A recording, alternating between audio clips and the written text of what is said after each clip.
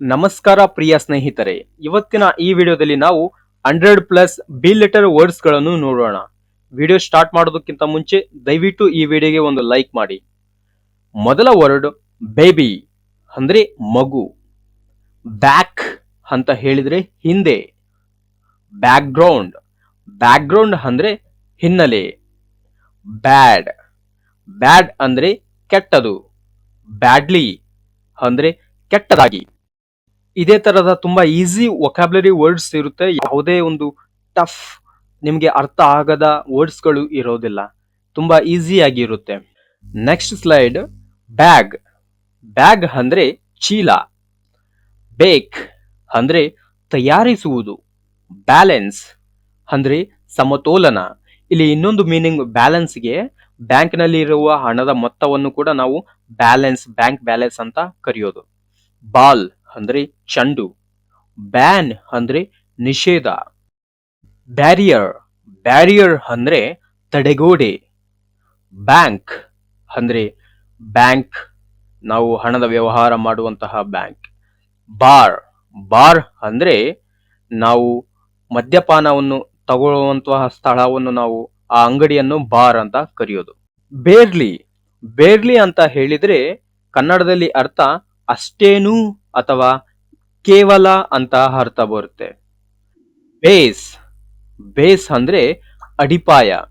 ಅಡಿಪಾಯವನ್ನು ನಾವು ಬೇಸ್ ಅಂತ ಕರೆಯೋದು. ಬೇಸಿಕ್, ಬೇಸಿಕ್ ಅಂತ ಹೇಳಿದ್ರೆ ಮೂಲ.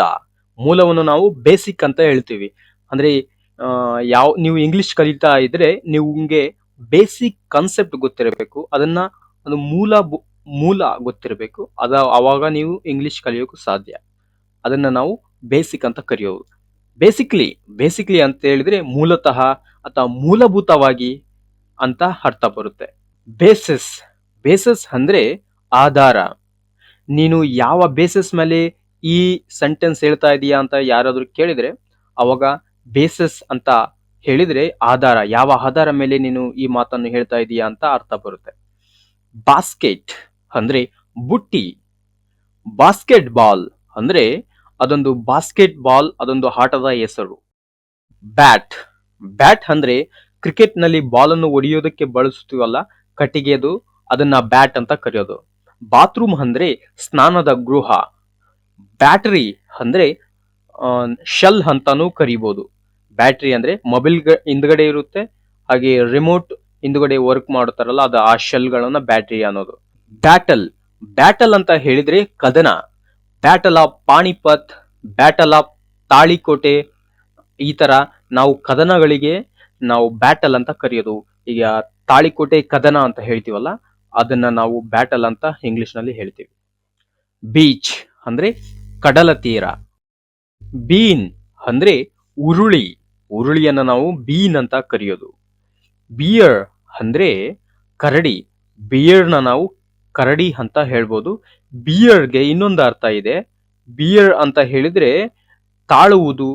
ಯಾರಾದ್ರೂ ಎಷ್ಟಾದ್ರೂ ನಿಮ್ಗೆ ಬೈದ್ರೆ ನೀವು ಹಾಗೆ ತಾಳ್ಕೊಂಡಿರೋದು, ಅವರಿಗೆ ಮತ್ತೆ ಉತ್ತರ ಹೇಳದೆ ಇರುವುದನ್ನು, ಅದನ್ನು ಕೂಡ ನಾವು ಬಿಯರ್ ಅಂತ ಹೇಳುವುದು. ಬೀಟ್ ಅಂದ್ರೆ ಬಾರಿಸುವುದು, ಯಾರಿಗಾದ್ರೂ ಹೊಡೆಯುವುದನ್ನು ಬೀಟಿಂಗ್ ಅಂತ ಹೇಳಲಾಗುತ್ತೆ. ಬ್ಯೂಟಿಫುಲ್ ಅಂದ್ರೆ ಸುಂದರ. ಬ್ಯೂಟಿ ಅಂದ್ರೆ ಸೌಂದರ್ಯ. ಬಿಕಾಸ್ ಅಂದ್ರೆ ಏಕೆಂದರೆ. ಬಿಕಮ್ ಅಂದ್ರೆ ಆಗಲು. ಬೆಡ್ ಅಂದ್ರೆ ಹಾಸಿಗೆ. ಬೆಡ್ರೂಮ್ ಅಂದ್ರೆ ಮಲಗುವ ಕೋಣೆ, ಕೊಠಡಿಯನ್ನು ನಾವು ಬೆಡ್ರೂಮ್ ಅಂತ ಹೇಳ್ಬೋದು. ಬಿಫೋರ್ ಅಂದ್ರೆ ಮೊದಲು. ಆಫ್ಟರ್ ಅಂದ್ರೆ ನಂತರ. ಬಿಗನ್ ಅಂದ್ರೆ ಆರಂಭವಾಯಿತು. ಬಿಗಿನ್ ಅಂದ್ರೆ ಆರಂಭಿಸಲು.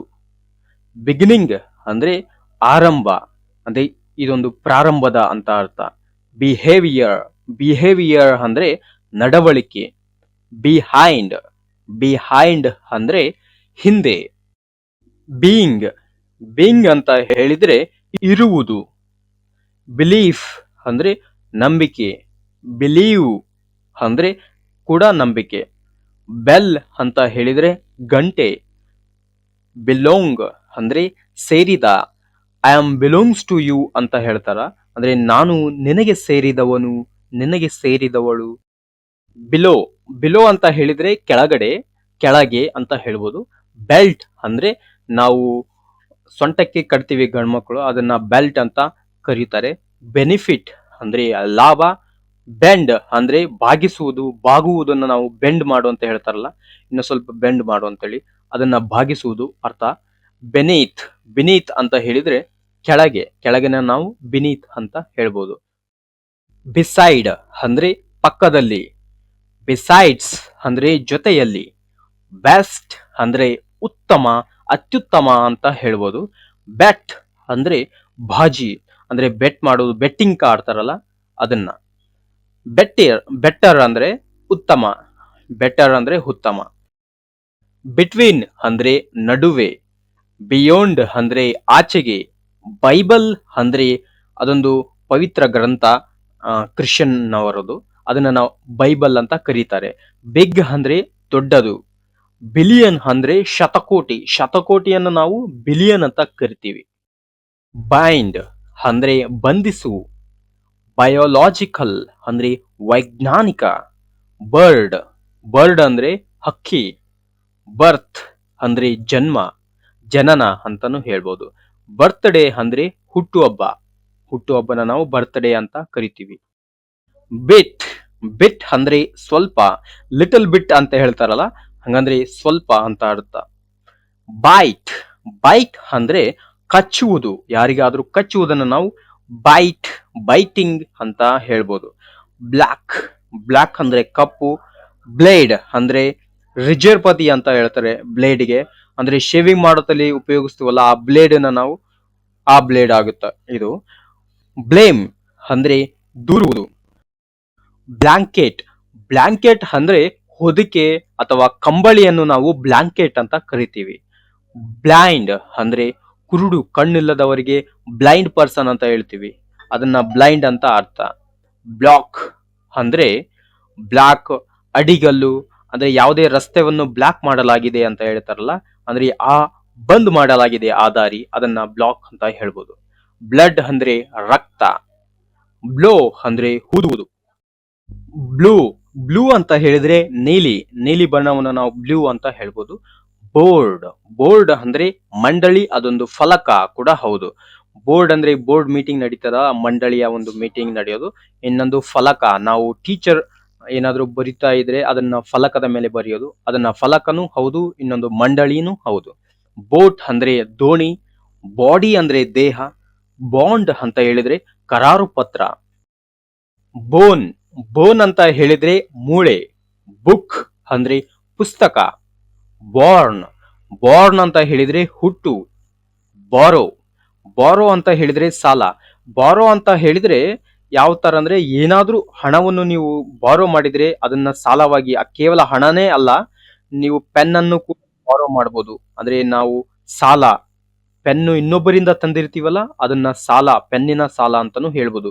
ಬಾರ್ಡರ್, ಬಾರ್ಡರ್ ಅಂತ ಹೇಳಿದ್ರೆ ಗಡಿ, ಗಡಿಯನ್ನ ನಾವು ಬಾರ್ಡರ್ ಅಂತ ಹೇಳ್ತೀವಿ. ಬಾಸ್ ಅಂದ್ರೆ ಮೇಲಧಿಕಾರಿ. ಬೋತ್ ಅಂದ್ರೆ ಎರಡೂ. ಬಾದರ್, ಬಾದರ್ ಅಂತ ಹೇಳಿದ್ರೆ ತೊಂದರೆ.